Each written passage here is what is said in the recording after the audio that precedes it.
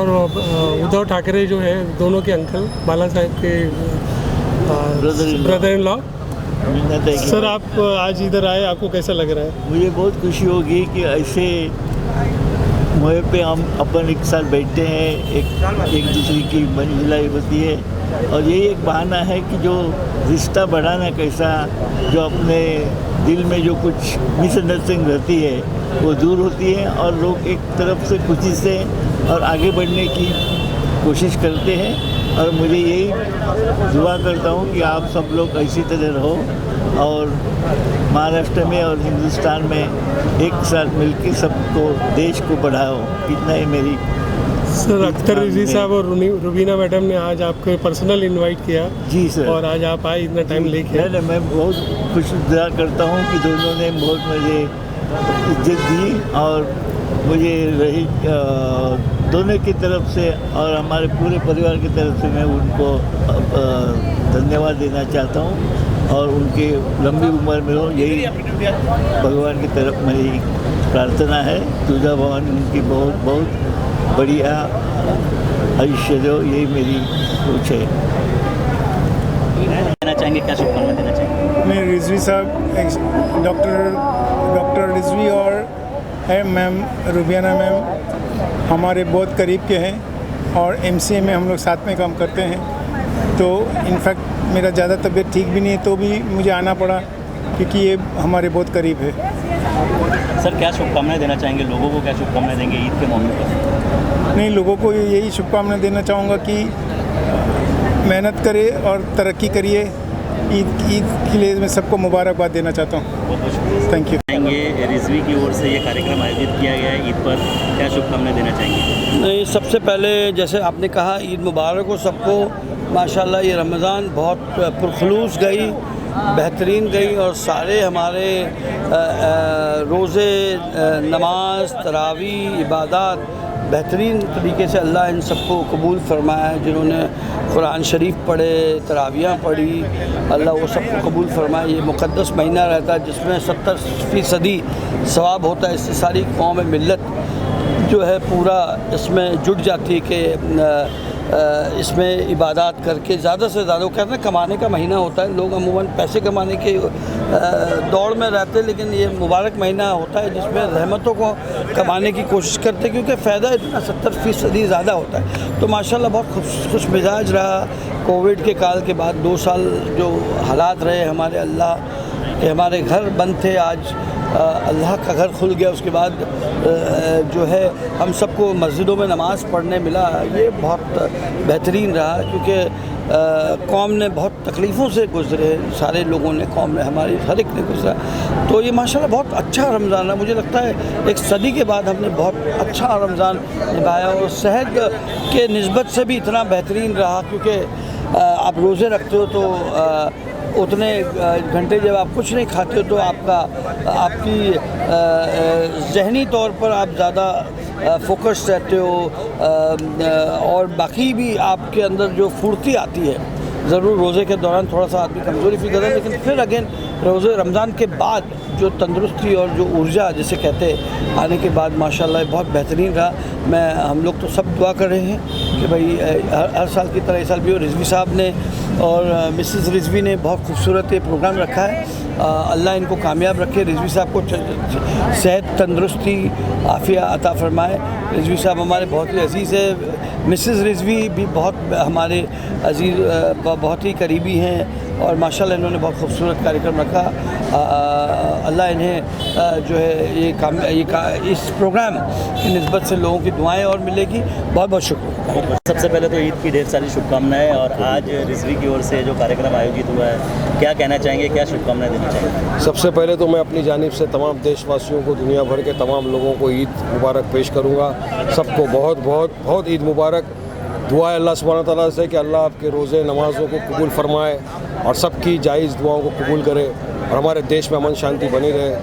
आज अल्हम्दुलिल्लाह हम रिजवी कॉलेज के अंदर हैं, जहाँ पे हमारे सीनियर अख्तर रिजवी साहब और उनकी जो मिसेस है, मिसेस रिजवी, दोनों ने मिल के आज ईद मिलन का फंक्शन लगा। बहुत अच्छा है, सब लोग आए, देखिए हर पॉलिटिकल पार्टी का लोग, सब नॉन मुस्लिम मुस्लिम सब मिलकर त्यौहार मनाते हैं। यही तो हमारे देश की गंगा जमनी तहजीब का एक एग्जाम्पल है, सेकुलरिज्म का एग्जाम्पल है कि यहाँ से अमन का एक पैगाम जाता है, प्यार मोहब्बत का पैगाम जाता है। लोग आते हैं, मिलते हैं, एक दूसरे से गले मिलते हैं, मिठाई खाते हैं, एक दूसरे के शेयर करते हैं, अच्छा लगता है। और इसी तरह से चलना चाहिए। पूरे देश भर में खुशी का माहौल है, खुशी बनाने मैं भी ईद बनाने आया हूँ आज साथ में, बहुत खुशी। वारिस जी, महाराष्ट्र की राजनीति की अगर बात करें तो संजय राउत ने कहा है कि डेथ वारंट जारी हो गया है सरकार का, किस तरह से देखते हैं? अब देखो आगे आगे क्या होता है, इतने अदाय इश्क़हर होता है कि आगे आगे देखिए होता है क्या। महाराष्ट्र की राजनीति में बिल्कुल गर्मी उछाल है, हम लोग भी देख रहे हैं, वॉच रख रहे हैं, जिस तरह आप देख रहे हो।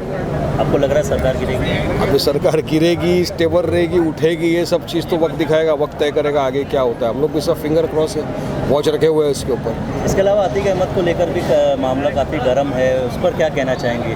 तो देखिए, मेरा एक लॉयर भी हूँ मैं, मेरा हमेशा से ये मानना है कि एक्स्ट्रा जुडिशियल किलिंग्स नहीं होना चाहिए। देश चलेगा रूल ऑफ लॉ पे, देश चलेगा संविधान से, देश चलेगा कानून कायदे से, रूल ऑफ गन से नहीं चलेगा, रूल ऑफ लॉ से चलेगा। आपको लगता है कोई माफिया है, डॉन है, अंडरवर्ल्ड है, मैंने हमेशा से सब चीज़ का खंडन किया है। कोर्ट है, कचहरी, आप उसको ले जाइए कोर्ट में, कोर्ट उसको फांसी की सज़ा दे दे, हमको मंजूर है। मगर आपने देखा यूपी में क्या हो रहा है, पुलिस की निगरानी में, पुलिस की कस्टडी के अंदर 3 लोग आते हैं, कहाँ से 3 मिलते एक होकर आते हैं, गोलियाँ चलाते हैं, अतीक को, उसके भाई को मार दिया जाता है। पुलिस खड़ी है ना, उनको पुलिस ने पैर में कोई गोली मारी, ना पुलिस ने हवा में फायर किया, तो पुलिस क्या कर रही थी? हम तो ये जो बोल रहे, हमने हमेशा से कहा है, आज भी बोल रहा हूँ, ये जो लड़के आए थे मारने, ये एक टेरर मॉड्यूल का हिस्सा है। किसने इनको रेडिकलाइज किया, क्या कॉन्स्पिरेसी है, क्या कॉन्स्पिरेसी थियरी है, ये सारी चीज़ की जांच पड़ताल हाई लेवल में होनी चाहिए, इंक्वायरी होनी चाहिए। अतीक अहमद ने जो अपने वकील को बंद लिफाफे में जिस नाम दिए है, जो भी योगी के पास है, सार्वजनिक करो, पता चलेगा कौन है, कौन था अतीक की जान के पीछे, क्या षड्यंत्र था। तो ये सब चीज़ को मद्देनज़र रखते हुए सरकार को स्टेप्स लेना चाहिए। सुप्रीम कोर्ट की मॉनिटरिंग के अंदर कमेटी बनना चाहिए ताकि हर चीज़ का खुलासा हो, कौन था एक्चुअल पीछे, वरना हमारे देश में क्या अराजकता फैल जाएगी। कायदे कानून का क्या करेगी फिर? जज, वकील, कोर्ट सबको बंद कर देना पड़ेगा अगर इसी तरह आपको किसी को भी गोली मारना है तो मैं समझता हूँ कि इसको बंद होना चाहिए और एक जज सुप्रीम कोर्ट का अपॉइंट हो जो पूरी मॉनिटरिंग करे। असद जी और अतीक के रिलेशन को लेकर भी सवाल उठ रहे हैं, क्या कहना चाहेंगे? नहीं, बहुत सवाल उठा रहे। सवाल क्या है कि और कोई हमारी पार्टी में सिर्फ मेंबर था, उनकी बीवी शहीद था, उनमें ना केस था ना कुछ था, हमारी पार्टी से तो चुनाव नहीं लड़े वो, मगर बीजेपी के अंदर तो टेरर एक्यूज, बॉम्ब ब्लास्ट की आरोपी साध्वी प्रज्ञा, उसको बीजेपी ने टिकट भी दिया, मेंबर ऑफ पार्लियामेंट भी बना दिया। उस पर तो आज भी कैसे टेरर का, उसके बारे में सवाल क्यों नहीं करेंगे? बिल्किस बानो के बलात्कारी जो रेमिशन इलीगल लेकर बाहर आए, उनकी बेटी को टिकट दिया गुजरात में, उसको जिता के एमएलए बना दिया। तो क्या हो रहा है देश के अंदर? अब उनको सवाल करिए ना, हमने तो टिकट नहीं दिया ना किसी को। हम तो हमेशा से इस तरह की क्रिमिनलाइजेशन खंडन करते हैं, नहीं होना चाहिए। बहुत शुक्रिया, अस्सलाम वालेकुम। ईद के मौके पर एक प्रोग्राम का आयोजन किया गया है जिसमें लगभग सभी लोग शामिल हुए, क्या कहना चाहेंगे? 30 दिन रोज़ा रखने के बाद जब ईद का दिन आता है तो वो सबको बहुत खुशी होती है और उस दिन सिर्फ मुस्लिम्स उसको विश नहीं करते बल्कि नॉन मुस्लिम्स जो है मुस्लिम्स को ज़्यादा विश करते हैं। और ईद के दिन एक दूसरा मसला ये हो जाता है कि इस रोड के ऊपर जो इतने सारे लोग उमड़ के आए हैं ये कहाँ से आ गए हैं, ये बहुत बड़ी ट्रैफिक है, उससे इसकी शोहरत ज़्यादा समझ में आती है। पहले ईद मिलन के प्रोग्राम्स कम हुआ करते थे, लेकिन जैसे जैसे लोग एक दूसरे से मिलने लगे हैं, सोशल गैदरिंग होने लगी है, वैसे ईद के प्रोग्राम जो है काफ़ी कामयाब हो गए हैं। अब ये ईद के प्रोग्राम में सिर्फ ऐसा ही नहीं है कि सिर्फ मुस्लिम्स आते हैं बल्कि नॉन मुस्लिम्स भी आते हैं, तो कम से कम वो हमारी तहज़ीब का एक्सचेंज, हमारे कैरेक्टर का, हमारा बिहेवियर का, हमारे मज़हब के बारे में, हमारे अखलाक के बारे में वो भी जानते हैं कि इस तरह से जो है लोगों से मिला जाता है, लोगों को बग़ैर मज़हब मिल्लत के तफरीक किए हुए एक दूसरे से प्यार किया जाता है। साथ बैठ के खाना खाते हैं, साथ बैठ के हंसी उड़ाते हैं, अपना कीमती समय देते हैं। तो ये हमारे लिए बहुत अच्छा था कि हमने जो है वो इस साल ईद मिलन मनाया। इसके पहले हम लोग इफ्तार डिनर इसी जगह पर तो बहुत सालों तक हम मनाते रहे, लेकिन इसके बाद में जब बारिश का मौसम आ गया था तो हमको जो है ये ओपन स्पेस पे हम लोग इफ्तार का कोई प्रोग्राम नहीं कर पाए। फिर कोरोना की वजह से 2-3 साल कुछ नहीं हुआ। फिर हमने ये तय किया कि ईद मिलन का प्रोग्राम यहाँ करेंगे। ये एजुकेशनल स्पेस है, यहाँ पर हर तरह के लोग और वो सारे लोग जो साल भर एक दूसरे से नहीं मिले, वो इस मौके पर एक दूसरे से आके मिलते हैं। ये बड़ी खुशी की बात है। जी बहुत बहुत शुक्रिया सर। आप क्या कहना चाहेंगे सर? मैं पहले मेरे भाई रिजवी साहब को मुबारकबाद देता हूँ। आपने बहुत अच्छा किया कि हर कौम मिलत के लोगों को दावत दी। इस नफ़रत के दौर में मैं तो हमारे मुस्लिम भाई से हमेशा कहता हूँ कि अगर हम 20 करोड़ लोग साल में एक गैर मुस्लिम से दोस्ती करेंगे तो हमारे 20 करोड़ हमसे नफरत करने वाले नहीं रहेंगे।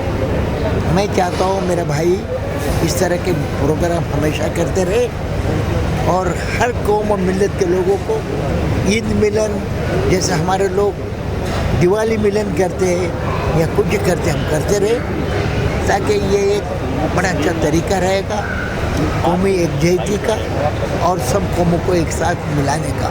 खासकर ये दो बड़े कौमें हैं, हिंदू और मुस्लिम। मैं दोनों को कहता हूँ, दोनों दो मेजर कम्युनिटीज़, हमें माइनॉरिटी मत कहो, हमें एक बड़ी मेजॉरिटी उसके हम सेकंड मेजॉरिटी। जिस दिन ये दोनों मिल जाएंगे तो 10-20% तो जिसके सामने अच्छे हिंदू 90% अच्छे हैं, उसका 90% मुसलमान भी अच्छे हैं। हम दोनों इन दोनों के सामने बेबस हो जाते हैं, हमारे भी खराब है। लेकिन मैं कहता हूँ दोनों एक साथ आएंगे, हिंदू और मुस्लिम, इस मुल्क के दो बड़े तादाद वाले लोग अगर दोनों को में आ जाते तो मुल्क का मसला ही ख़त्म हो जाएगा। ये मैं आज लोगों को कहना चाहता हूँ।